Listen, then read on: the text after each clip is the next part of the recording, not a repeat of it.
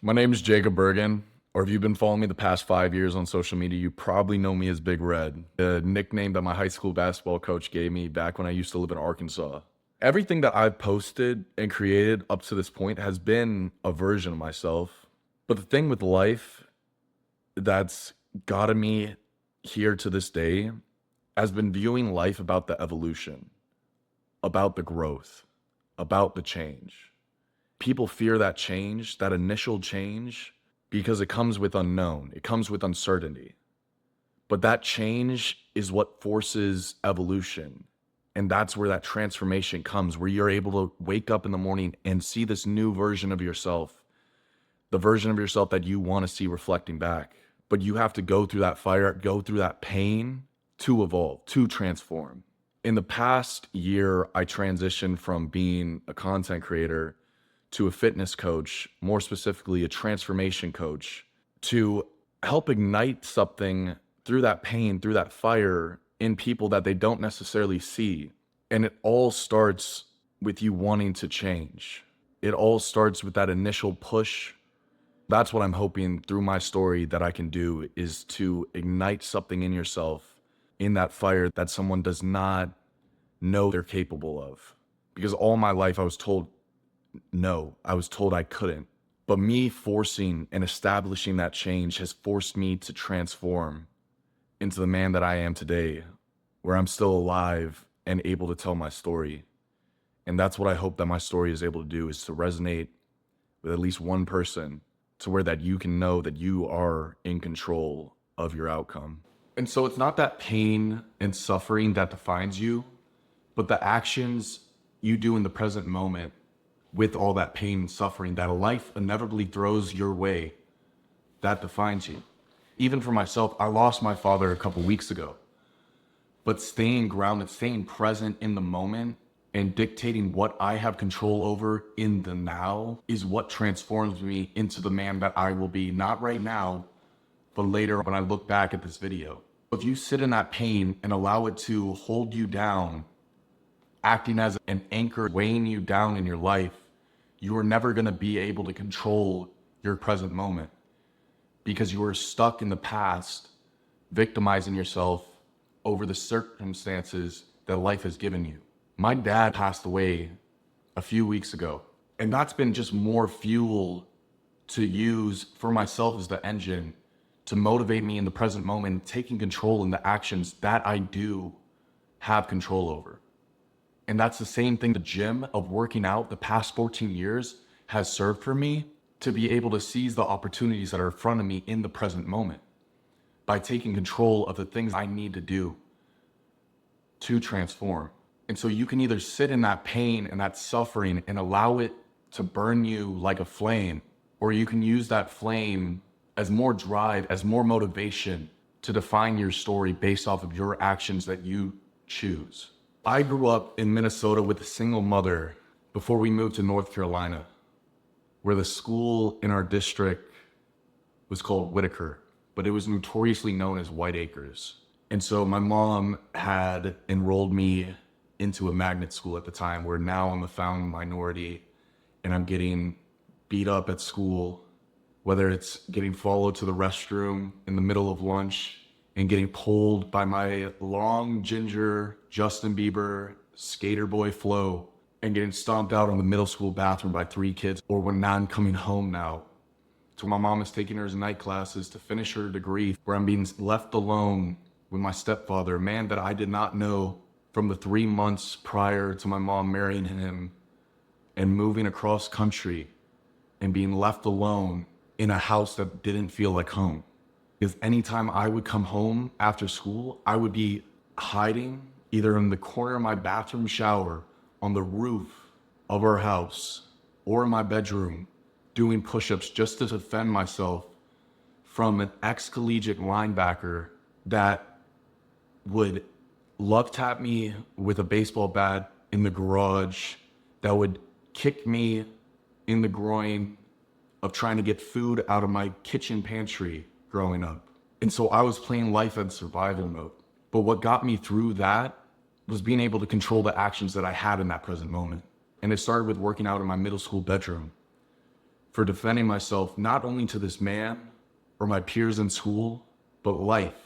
And I didn't know it at a young age, but that pain doesn't go away. It was in that present moment, that kid, that little middle schooler kid that was fighting to survive, it was the actions that that kid took that got him out of that hole. When I was going into my 7th grade year, I had worked out to the point where I could flip this man onto his back after being pinned to the ground so many times. I used that pain, that fuel, to ignite something in me where I have the willpower, not just physically from working out, but mentally, by mentally callousing my mind, to be able to flip this grown man onto his back and pin him to the ground and scream from the top of my lungs to never touch me again. Before I was sent off to a military school where I was kicked out of, before I was sent off to a death camp in a white van to the middle of the woods where I'm around kids like the book Lord of the Flies, where all these kids are stuck on an island and fighting for survival. But legally, there's nothing that they can do because the parents waive off and sign off all the rights to those kids. And I love my mom, and my mom was fighting for my future. But at that point in my life, I felt so alone and felt like I couldn't talk to a single person. I learned to bite my tongue. And I told myself from a young age that the only person to save me was myself and my actions. If you are not happy under your circumstances, that's when you have to take control back to where no matter what happens from this present moment on, you have a say in that you are in control. When I got out of there, I started really depending on the gym as a tool for me to sharpen myself and redefine myself, essentially as a marble sculpture where you start chipping it away to see what's really in there.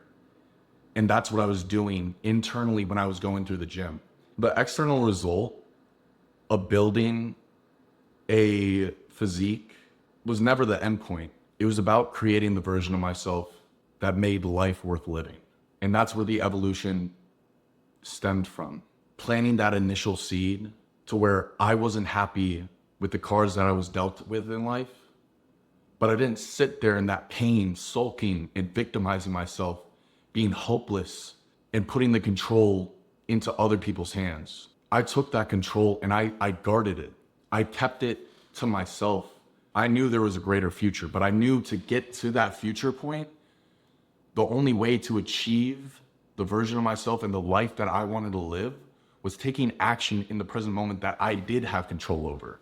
When I got out, I hyperfixated on the gym as this outlet, as this mental lab to create this version of myself that I saw before even ever physically being able to see it when I looked in the mirror.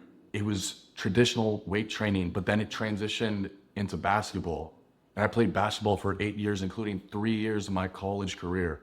And that's where Big Red came, because the kid I was before was raging against the world, raging against that pain and that suffering. Subconsciously, I might have been digging myself out of that hole, but once I realized consciously that I had control, I became limitless. I was able to escape the box that my environment, my community, and my surroundings was trying to trap and captivate me in. But you are not defined by other people. You are defined by yourself.